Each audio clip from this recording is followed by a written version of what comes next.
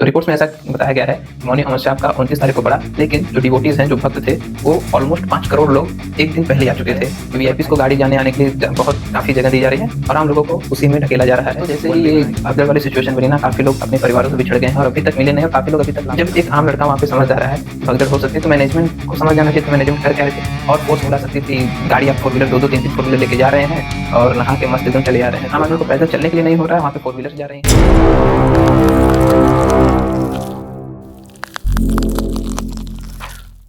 नमस्कार दोस्तों, स्वागत है इस चैनल पे आपका। और इस चैनल पे हम बात करेंगे, इस वीडियो में बात करेंगे प्रयागराज में हुई भगदड़ के बारे में पूरा डिटेल में। भगदड़ कैसे हुई और मैनेजमेंट की तरफ से क्या भूल चूक हुई और अब मैनेजमेंट की तरफ से क्या क्या फैसिलिटीज दी गई हैं, सरकार ने क्या कहा है इसको लेकर, और बाकी इससे कितने राज्य इफेक्ट हुए हैं, ट्रैफिक का क्या हाल चाल है, सभी कुछ इस वीडियो में मैं आपको कंप्लीट स्टोरी बताऊंगा।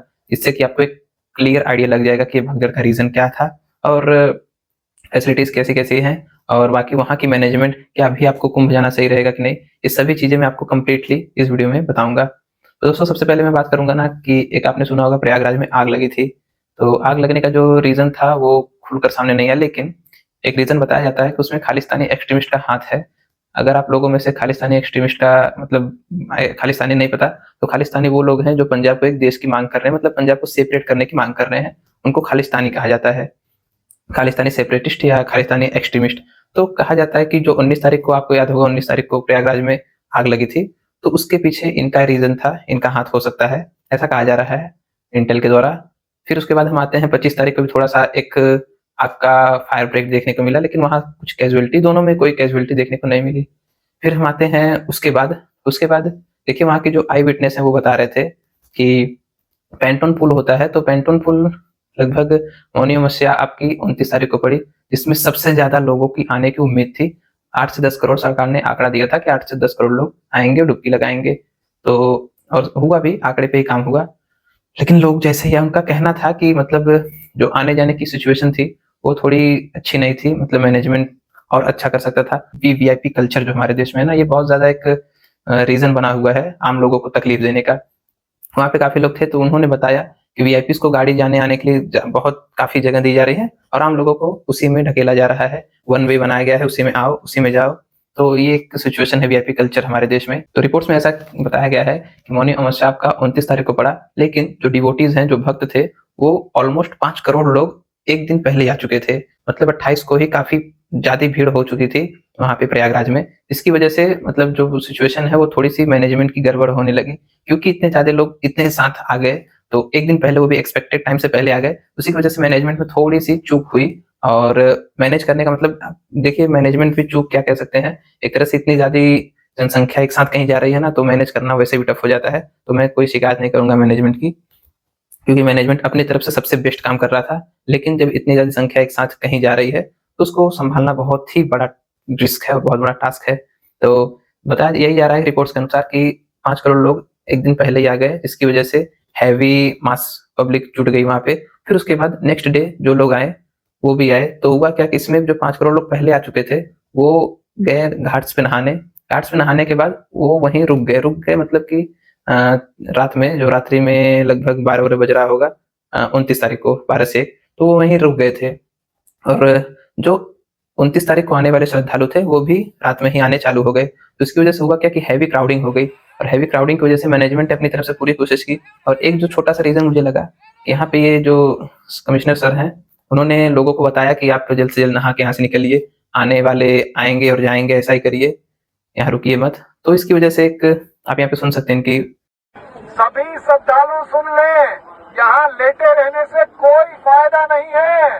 जो सोवत है सो खोवत है। उठिए उठिए, स्नान करिए, और ये आपके सुरक्षित रहने के लिए बहुत आएंगे और भगदड़ मचने की संभावना है। आप पहले आ गए हैं तो आपको सबसे पहले अमृत मिल जाना चाहिए। सभी श्रद्धालुओं से करबद्ध निवेदन है, उठे उठे उठे, सोए ना, जब सबसे पहले आ गए हैं। तो इनके एक मतलब इनके बोलने से हो सकता है कि लोग पैनिक में आके जल्दी जल्दी उठ के भागने लगे कि हाँ हाँ चलो नहा लो। फिर जो लोग आए हैं वो भी यही सोच रहे होंगे कि हाँ हाँ चलो नहा लो। दोनों जब लोग मिल रहे हैं तो क्राउड एकदम बहुत ज्यादा हो गया। तो उसको संभालना बहुत ही बड़ी बात थी। और उसके बाद बैरिकेड, पुलिस बैरिकेड, इतना ज्यादा क्राउड होने लगा, मतलब ऐसे ऐसे बढ़ने लगा कि यहाँ पे पुलिस बैरिकेड वैरिकेड लगी थी, सब तोड़ के पब्लिक ने गिरा उड़ा दिया। और इसी की वजह से रश होने लगा, इससे भगदड़ मच गई। और भगदड़ में काफी लोग गिर गए, गिर के दब के कुचल के मार दिए गए। बहुत ही मतलब अगर आप फील करेंगे ना तो बहुत ही डरावना होगा वो सिचुएशन। लोग दब के मर जा रहे हैं। और अभी तक रिपोर्ट्स के अनुसार कई रिपोर्ट्स हैं जिसमें दावा किया जा रहा है कि 40 लोग मौत हो गई है, और कई रिपोर्ट्स का दावा किया जा रहा है कि 30 लोगों की मौत हो गई है। तो ये रिपोर्ट्स दावा कर रही हैं। और मैनेजमेंट देखिए अपनी तरफ से कोशिश कर रहे थे, लेकिन हाँ कह सकते हैं कि आर्मी को भी वहां पे डिप्लॉय कर लेना चाहिए था, क्योंकि वेल ट्रेंड वो लोग होते हैं, तो उनकी वजह से व्यवस्था और सुरक्षा ज्यादा लोग प्रीफर, मतलब ज्यादा अच्छा रहता, आई थिंक सो।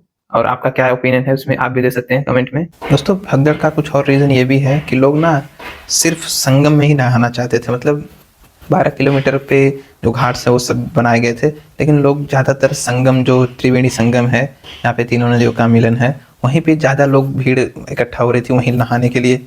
जबकि अथॉरिटी ने अनुरोध किया कि जो जहाँ पे है वहीं पर ही नहा ले।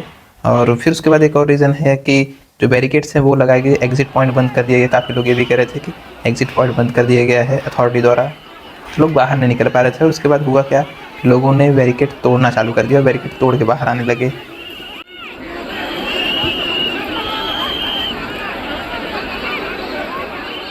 और दोस्तों जैसे ही ये भगदड़ वाली सिचुएशन बनी ना, काफी लोग अपने परिवारों से बिछड़ गए हैं और अभी तक मिले नहीं, और काफी लोग अभी तक लापता हैं।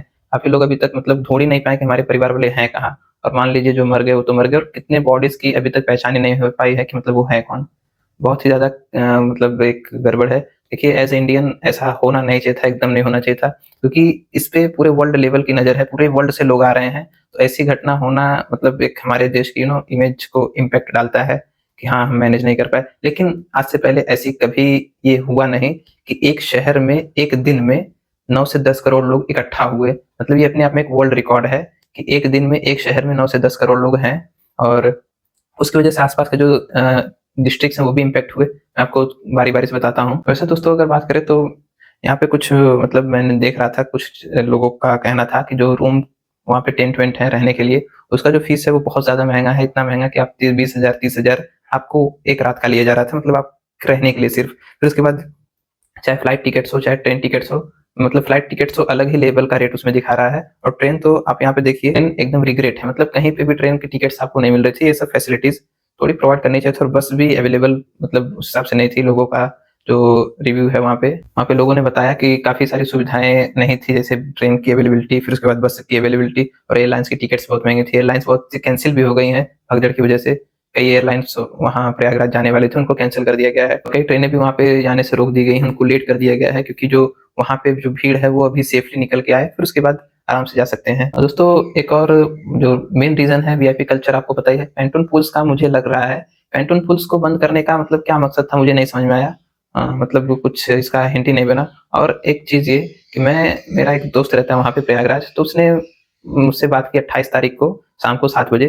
तो उसने बताया कि मैनेजमेंट फ्लॉप हो चुकी है, भीड़ इतनी ज्यादा हो गई है कि भगदड़ हो सकती है। मतलब जब एक आम लड़का वहां पे समझ जा रहा है कि भगदड़ हो सकती है, तो मैनेजमेंट को समझ जाना चाहिए था मैनेजमेंट कर क्या रहे थे। और फोर्स बुला सकती थी, और आर्मी वालों को बुला सकती थी, मतलब सरकार का और सहारा ले सकती थी। लेकिन आई डोंट नो कि ये मरने के बाद ही ऐसा लोग क्यों, मतलब इंडिया में होता है कि मरेंगे उसके बाद ही जाके व्यवस्थाएं और दी जाएंगी। और रेलवे की तरफ से भी ऐलान किया गया है कि 190 स्पेशल ट्रेन चलाई जाएंगी वहां पे जो भी श्रद्धालु हैं उनको वापस सुरक्षित घर पहुंचाने के लिए। फिर उसके बाद अब तक के जो आंकड़े हैं, 13 जनवरी से लेके 30 जनवरी तक लगभग 27 करोड़ लोगों ने डुबकी लगाई है। तो ये नंबर बहुत ही बड़ा है। अयोध्या में भी दोस्तों काफी भीड़ लग रही है। अयोध्या की जो अथॉरिटी है उन्होंने भी कहा है कि जो भी श्रद्धालु अभी अयोध्या आ रहे हैं प्लीज अभी रुक जाएं, 10 से 15 दिन बाद अयोध्या आए। क्योंकि देखिए सीधी सी बात है कि कुछ लोग पहली बार आ रहे हैं प्रयागराज, तो उनको अयोध्या का भी दर्शन करना रहता है। तो सोच रहे हैं कि दोनों एक ही साथ हो जाएगा, तो अयोध्या से या प्रयागराज जाए या प्रयागराज से अयोध्या जाके दोनों ही एक साथ दर्शन करके जाना चाहते हैं। इसी वजह से अयोध्या में भी काफी ज्यादा क्राउड देखने को मिला। तो वहाँ की अथॉरिटी ने मना कर दिया है लोगों को। और आप लोगों से भी मैं ये दरख्वास्त करूंगा कि अगर आप अयोध्या प्रयागराज दोनों जगह अगर जा रहे हैं तो अभी के लिए कैंसिल कर दीजिएगा। हफ्ते 10 दिन 15 दिन बाद ही प्लान करिएगा प्लीज। और दोस्तों 29 तारीख को ना जो भी प्रयागराज से सटे हुए जिले थे, जो भी बॉर्डर्स थे, उन सब पे एकदम भारी जैम लगा हुआ था। मतलब यूपी एमपी रीवा वाले रोड पे तो अलग ही जाम लगा था कि वहां पे 10-10 किलोमीटर तो पूरी गाड़ी, यहाँ पे देखिए पूरी गाड़ी लगी हुई है। फिर उसके बाद हमारे जौनपुर, मैं जौनपुर का ही हूँ, तो जौनपुर के डीएम ने भी ये सबको निर्देश दिया कि अभी आप प्रयागराज मत जाइए, कोई भी प्रयागराज वाली बसें से नहीं जाएंगे तो आप लोग सुरक्षित घर जाइए, हमें सुरक्षा ज़्यादा ज़रूरी है। प्रयागराज तो आप फिर भी जा सकते हैं कभी भी, और चाहे वाराणसी के डीएम हो गए, चाहे भदोही के अथॉरिटी हो गई, सभी की तरफ से यही कहा गया है कि अगर आप प्रयागराज जा रहे हैं तो आप भी मत जाइए, वहाँ के रूट्स बहुत बिजी हैं, बहुत ज़्यादा दिक्कत है, ट्रैफिक है, वहाँ नहीं जा पाएंगे तो आप घर जाइए, फिर कभी जाइएगा प्रयागराज, लेकिन अभी नहीं, आपकी जान ज़्यादा सुरक्षित रखनी जरूरी है। और इसी के चलते हुए काफ़ी एयरलाइंस को भी रोक दिया गया है, जो भी प्रयागराज आ रही थी वहाँ काफ़ी एयरलाइंस को कैंसिल कर दिया गया है। और जो भी लोग इस भगदड़ में मरे हुए हैं उन सभी को मुख्यमंत्री योगी आदित्यनाथ जी ने अनाउंस किया है कि सबको 25 लाख की आर्थिक मदद दी जाएगी। फिर हमारे प्रधानमंत्री ने भी इस पे शोक जताया है। और दोस्तों 29 तारीख का जो आंकड़ा आया है उसमें लगभग 8 करोड़ लोगों ने स्नान किया, मतलब डुबकी लगाई। और एक वर्ल्ड रिकॉर्ड अपने आप में ये भी है कि एक शहर में 9 से 10 करोड़ लोग एक साथ थे। ये अपने आप में एक बहुत बड़ी बात है कि एक ही शहर में 9 से 10 करोड़ लोग का होना बहुत ही ज़्यादा बड़ा चीज़ है अपने आप में। फिर उसके बाद जो सिचुएशन थी भगदड़ वाली, उसको उसके देखते हुए ना 4 बजे तक स्नान स्थगित कर दिया गया था। फिर उसके बाद स्नान को चालू किया लगभग 7 बजे के आसपास, और जो भी वहाँ के अखाड़े थे, 13 अखाड़े टोटल थे, तो उनका जो स्नान है वो भी कराया गया धीरे धीरे, और जो नागा साधु उनको भी स्नान कराया गया। फिर उसके बाद मतलब एक पर्टिकुलर टाइम के बाद स्नान चालू कर दिया गया। और दोस्तों यहाँ पे कुछ फुटेज आपको दिख रहा है, यहाँ पे देखिए महाकुंभ बॉर्डर के जिलों में 2 लाख वाहन रोके गए, मतलब 2 लाख गाड़ियों को रोकी गई। यहाँ पे देखिए ट्रैफिक कितना ज्यादा है, 8 जिलों के वाहन को रोके गए हैं, इसमें प्रतापगढ़ है। यहाँ पे देखिए सिचुएशन किस तरह से है। फिर उसके बाद वाराणसी है, वाराणसी में देखिए किस तरह से सिचुएशन है। फिर उसके बाद चित्रकूट प्रयागराज हाईवे 10 घंटे तक श्रद्धालु फंसे रहे। रायबरेली में भी वही हाल है, और भदोही में भी वही हाल है। मतलब काफी लोग बिना खाना पानी के 10-10 घंटे, 12-12 घंटे जाम में फंसे रहे। रीवा में 50,000 से ज्यादा वाहन पार्किंग में खड़े हैं। ये ऐसी कुछ दृश्य हैं। फिर उसके बाद दोस्तों यहाँ पे देखिए, यहाँ पे देखिए बिहार के समस्तीपुर का दृश्य है। इसमें स्लीपर हो या एसी हो, सभी में एकदम खचाखच लोग भरे हुए हैं, यहाँ तक की जगह नहीं है। फिर उसके बाद आप रीवा का देख सकते हैं किस तरह से गाड़ियां एकदम धीरे धीरे, ट्रैफिक कितनी ज्यादा लगी हुई है। दोस्तों इसी को देखते हुए इलाहाबाद यूनिवर्सिटी ने एक डिसीजन लिया, श्रद्धालुओं को ठहरने के लिए इलाहाबाद विश्वविद्यालय खोल दिया गया है। जिनके भी रिश्तेदार विश्वविद्यालय के निकट हैं उनके संपर्क करके उन्हें सुबह तक विश्वविद्यालय में सुरक्षित रुकने को कहें। छात्रावास के लिए विद्यार्थियों द्वारा निःशुल्क चाय, नाश्ता एवं जल प्रदान किया जा रहा है। स्टेशन पर भीड़ न लगाएं और आदेशों का पालन किया जाए। और सभी सरकार और मैनेजमेंट और साधु संतों का यही कहना है कि आप सब शांति और संयम बनाए रखें और हमारी मदद करें, क्योंकि देखिए बिना पब्लिक की मदद के कुछ भी नहीं संभव है। जो भीड़ थी वो भी पब्लिक की वजह से था, और जो भीड़ नहीं होगी उसमें भी पब्लिक का साथ चाहिए। तो आप लोगों से अनुरोध है कि देखिए कभी भी ऐसा सिचुएशन बने ना तो कृपया आप एक अवेयर व्यक्ति की तरह आगे आकर सिचुएशन को संभाल लें और उसको सुधारने का प्रयत्न किया करिएगा। और मैं भगवान से प्रार्थना करूंगा जो लोग भी बिछड़े हुए हैं वो मिल जाएं अपने परिवार से और खुशी खुशी घर जाएं। बाकी को जो घायल हुए हैं, जिनकी मृत्यु हो गई, उनके लिए तो दुख ही प्रकट कर सकते हैं। उस रात की व्यवस्था बहुत ही गड़बड़ थी, पुलिस प्रशासन बहुत ही ढीली तरीके से काम कर रही थी। और जब भगदड़ हुई तो काफी लोगों ने बताया कि पुलिस का रिस्पॉन्स बहुत देर में आया, मतलब अगर आप वहाँ पे पुलिस को फोन लगा रहे थे या हेल्पलाइन डायल कर रहे थे तो उसका रिस्पॉन्स बहुत देर में आया था। तो मैनेजमेंट भी कहीं ना कहीं इसकी जिम्मेदार है थोड़ी बहुत। और दोस्तों मेरे जानने में 2-4 लोग थे जिन्होंने बताया कि वहाँ की जो सिचुएशन है बहुत ज्यादा खराब है। ट्रेन में लोग ऐसे भरे पड़े हैं कि कहीं कितनी स्टेशन पे दरवाजा नहीं खोल रहे हैं, कितने लोग चढ़ नहीं पा रहे हैं, ऐसी सिचुएशन है ट्रेन की। और गेट पे खड़े हैं, मतलब एक समझ पैर रखने के लिए जगह नहीं है। स्टेशन का भी वही हाल है, जो कुंभ मेला जहाँ लगा है वहाँ भी वही हाल है। तो मैं सरकार से ये अनुरोध करूंगा कि देखिए टैक्स हम लोग भर रहे हैं, आम आदमी टैक्स भर रहा है, तो आम आदमी को फैसिलिटी दी जानी चाहिए आने जाने के लिए उतनी कि आ जा सके, कम से कम खड़े होके तो आ जा सके। वहाँ पे खड़े होने की भी जगह नहीं है, ऐसी सिचुएशन बनी हुई है।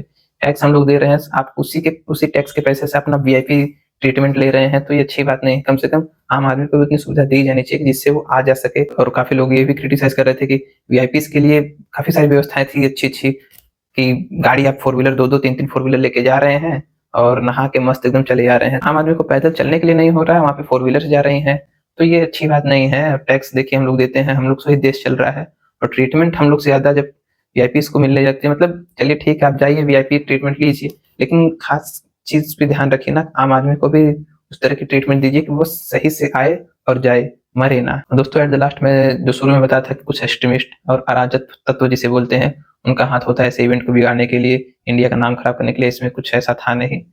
और मतलब वो लोग तो नहीं कुछ कर पाए, लेकिन हाँ, लेकिन जो चाहते थे वो लोग वो तो हो ही गया है एट लास्ट की एक इमेज तो खराब हो ही गई। एट द एंड मैं उन सभी मृतक परिवारों को अपना दुख जताना चाहता हूँ। हालांकि ऐसा कुछ होता मतलब इससे कुछ होगा नहीं, लेकिन फिर भी मैं उन सभी परिवार को दुख सहने की भगवान से प्रार्थना करूंगा कि उनको दुख सहने की क्षमता प्रदान करे, क्योंकि वो कुंभ नहाने आए थे, डुबकी लगाने आए थे और आशीर्वाद लेने आए थे। उन्होंने किसी अपने को ही खो दिया, इससे बड़ी कोई दुख की बात हो नहीं सकती है। तो उन सभी परिवार को मेरा एक विनम्र श्रद्धांजलि अर्पित करता हूँ। तो दोस्तों इसी के साथ वीडियो को समाप्त करता हूँ, और वीडियो शेयर कर दीजिएगा, लाइक सब्सक्राइब कर दीजिएगा। Thank you. जय हिंद। वंदे मातरम।